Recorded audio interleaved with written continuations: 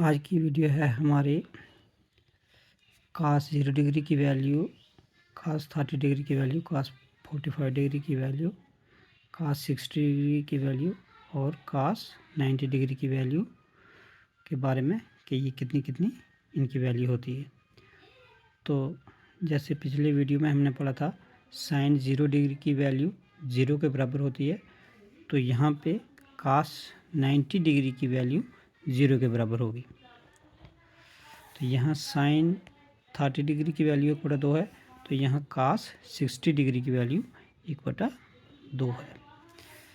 तो यहाँ sign 45 degree की वैल्यू 1/√2, तो यहाँ cos 45 डिग्री की वैल्यू भी 1/√2 के बराबर होती है। तो यहाँ साइन 60 डिग्री की वैल्यू √3/2 है, तो यहाँ cos 30 डिग्री की वैल्यू √3/2। यहाँ साइन 90 डिग्री की वैल्यू 1 के बराबर है, तो यहाँ पे cos 0 डिग्री की वैल्यू 1 के बराबर होगी। तो अगर हम साइन की वैल्यू जानते हैं तो cos की वैल्यू हमें जानना थोड़ा आसान हो जाएगा।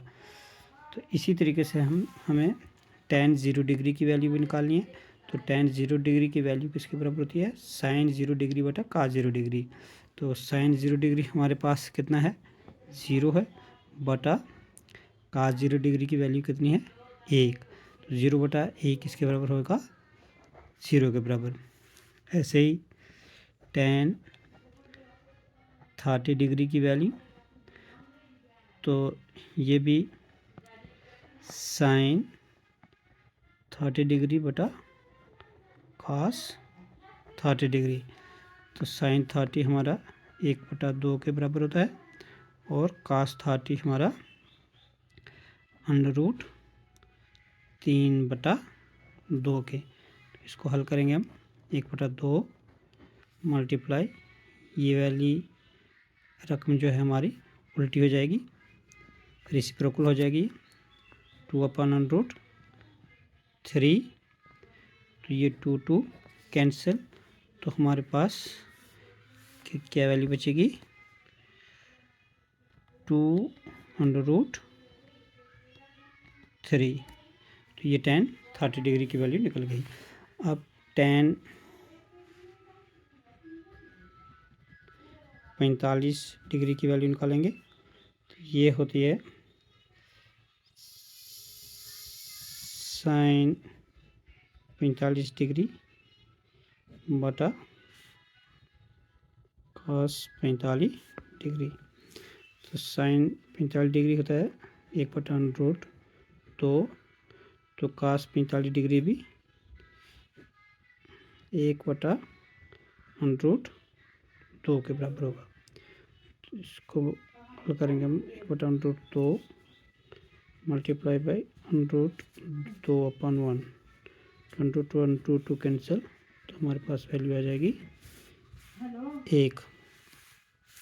तो अब हम tan 60 डिग्री की वैल्यू निकालेंगे। तो tan 60 डिग्री होता है √3/2, तो cos 60 डिग्री होगा 1/2, तो √3/2 ज़रबे 2/1, ये 2 और 2 कैंसिल, तो √3 आएगी tan 60 डिग्री की वैल्यू।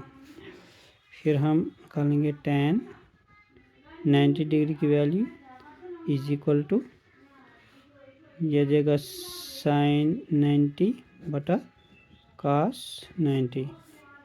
तो साइन 90 हमारा 1/cos 90 है 0, तो 1/0 की वैल्यू हम अभी तक डिफाइन नहीं कर सके हैं। तो इसलिए इसकी वैल्यू जो होती है इसको हम लिखेंगे नॉट डिफाइंड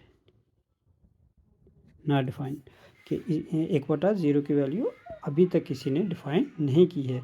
इसलिए कोई कहता है कि 1/0 0 के बराबर होता है, कोई कहता है 1/01 के बराबर होता है, लेकिन वो सारा गलत है। 1/0 की वैल्यू अभी तक किसी ने भी डिफ़ाइन नहीं की है, तो इसलिए 1/0 को हम लिखेंगे नॉट डिफ़ाइन।